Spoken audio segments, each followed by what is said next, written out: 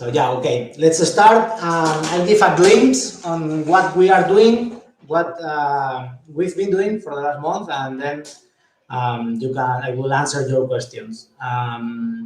For the last month, we've been focusing on stabilizing the features on the front end. We had a lot of information to grab. One of the major features we wanted to deliver is the wallet information. We want the users to be able to view all their assets and follow their profit, loss, the evolution of their assets, and which ones are actually creating profit and which ones are actually in loss. So people can react faster on them, and we also build the notifications around them. The history is being grabbed on the workers and on the back end, and we already introduced the changes on the front end to accommodate that data. We will start grabbing the API soon, and the idea is to be able to deploy that alongside with the notifications. So in case there's price changes or movements in the wallets, you can receive notifications either through the front end, through email if you have it configured, or Telegram if you register. That's also another of the features we built. We created a software as service solution for the bots, so we can customize messages, commands, and create notifications per user.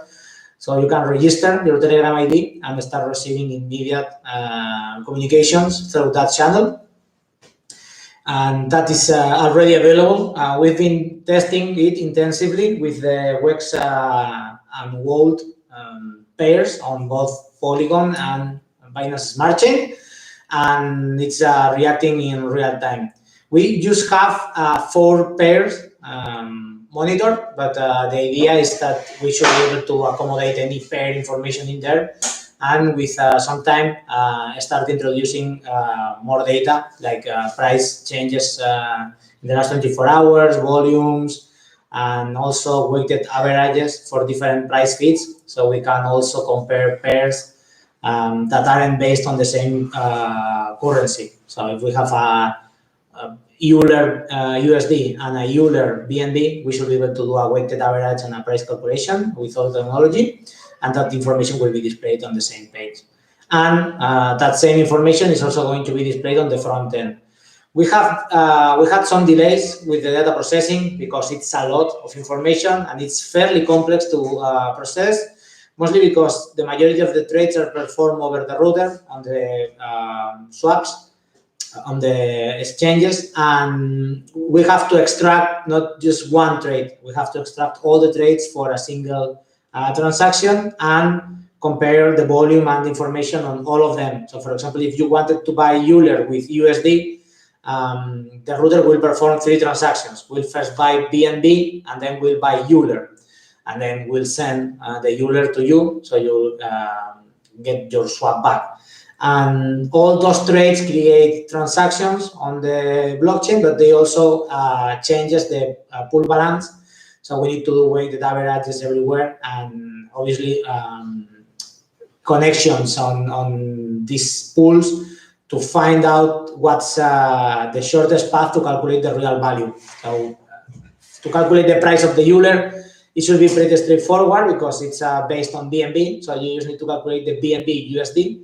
But if you want to calculate a pair that does not have any direct connection to a USD pair, you need to perform a backtracking. So you'll find the closest and the most reliable source of information for that BNB price. So that's something that we are working on, and it's working fine on the back end, but we aren't really able to create queries on the front end to get that data back because it's returning 6, 7 different roads or paths, and we need to aggregate all of them and check which one is the most convenient. So we are working on that. But, and this is something that happened on the Telegram channel in the last days, people started to suggest that we shouldn't be stopping the delivery, or we shouldn't be delaying the delivery of solutions just because we do not have all the data figured out. And they ask why we can't just do what KuCoin did, which is pretty much grabbing up BigQuery API. BigQuery is a third-party provider. They map information from the blockchains and they expose that information either as a free plan if you are a small developer or a single developer, and they have business plans that are fairly cheap, to be honest. So it's around $300, something like that, and you get the information straight from their database. So that's what I did. I just went to KuCoin. I find out that that's what they are doing, and I just copied the same mechanism they have. Because end of the day, we will still have our own technology, and we already have it on the back end. But delaying the implementation of something that as simple as the charts that KuCoin has makes no sense. So that's why we decided to just do the same thing as they do, because apparently it's working for them, because the token, even though it suffered with all this market pullback, it's still healthy. So we will add to all what they do, everything we do, and hopefully that should create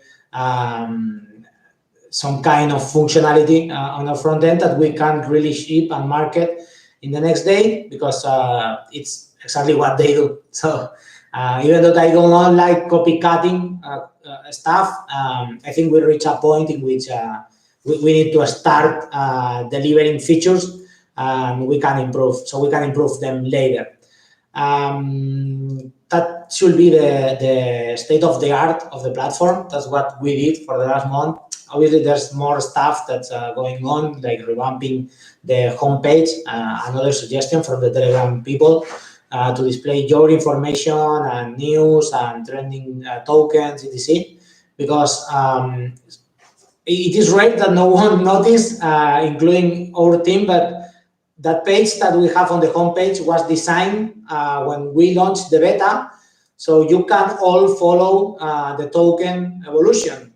It included the liquidity, it included the whole token information, but we never changed it to reflect what the platform does, which is aggregating data. So we can say we forgot to change it. We have the designs in place, and we will be layouting and grabbing that information next week, so we can replace it. And all together will become the next release, which will also enable the subscriptions. We have a lot of features that are in different tiers, but the market is on a pullback, and all platforms and all services are suffering. If you check other tokens, like Dex Tools, for example, that just went down 80% from the all-time high, or Parsec, that is also on a 73% pullback. So my guess is that people is not really using those services. Like no one seems to be trading, because everyone sitting on the sidelines waiting for the market to recover. So I do not anticipate everyone to be jumping into subscriptions, but we will still enable them, so we can start our roadmap on proving that this is a service that we can sell. And in order to benefit the users that hold or held the EULers during those times and might be in loss, we are moving some of the features that are on the paid tiers into the 4K tier. So if you are holding 4,000 EULers, you will receive notifications, you will receive wallet tracking, and you will receive portfolio management that were initially on the premium tiers. But as I said, it does not make sense to punish people that's been loyal to our token and that sees our investment as a long-term by not delivering them features that they can use while the market recovers, at least. So we will be presenting those tiers in the next days, and with the subscriptions in place, we will start developing the new stacking contract that will be doing the reward splitting over the 40,000 holders. And I think that's all regarding status development.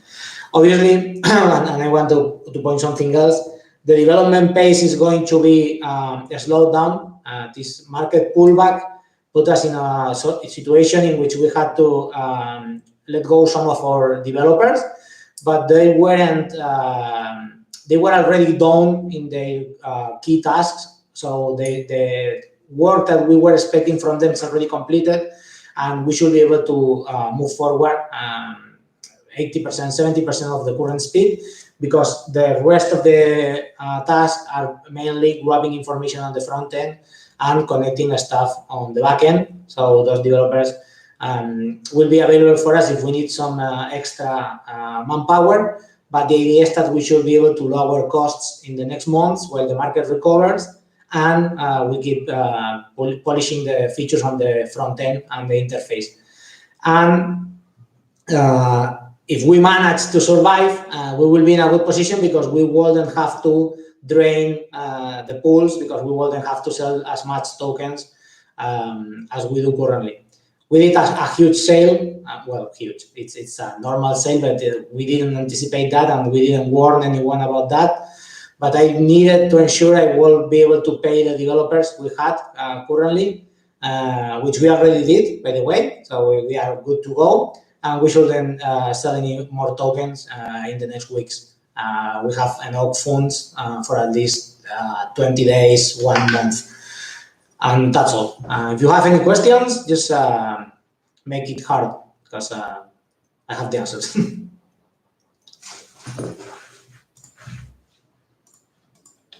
You can write on the chat.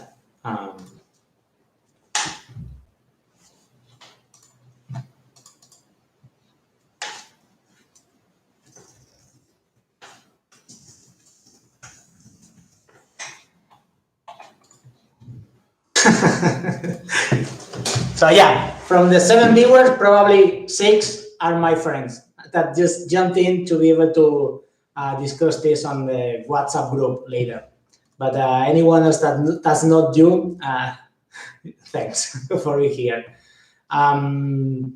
They are also investors, so I guess that counts. If no one has questions, I will just drop. Thank you all for joining. Okay, bye guys.